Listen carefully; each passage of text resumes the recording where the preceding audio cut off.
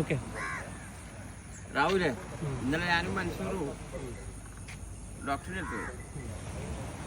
മൻസൂറിനെ ഉണ്ട്, എനക്കും ഉണ്ട്. എന്തെന്ന്? Uric acid. മൻസൂറിന് കൂടുതലും എനക്ക് കുറവ്. എന്തെന്ന് പോലും എന്തത്? കൊളസ്ട്രോൾ. ശരി, ബീഫ് തിന്നൂടാ എന്നാണ് പറഞ്ഞിട്ടുണ്ടായി മൻസൂറിനോട് എന്നോടും. പിന്നെ ECG നോക്കിയില്ലേ, മൻസൂർ പറഞ്ഞ് ഇങ്ങനെ വരുന്നാണെങ്കിൽ മാത്രമേ എന്തത്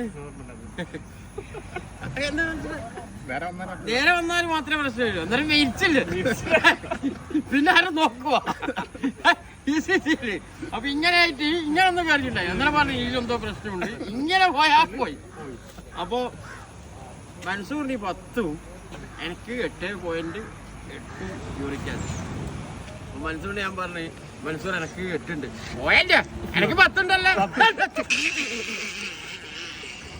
അപ്പൊ ഞമ്മ ഭക്ഷണം കഴിക്കല് കുറച്ചിട്ടുണ്ട്.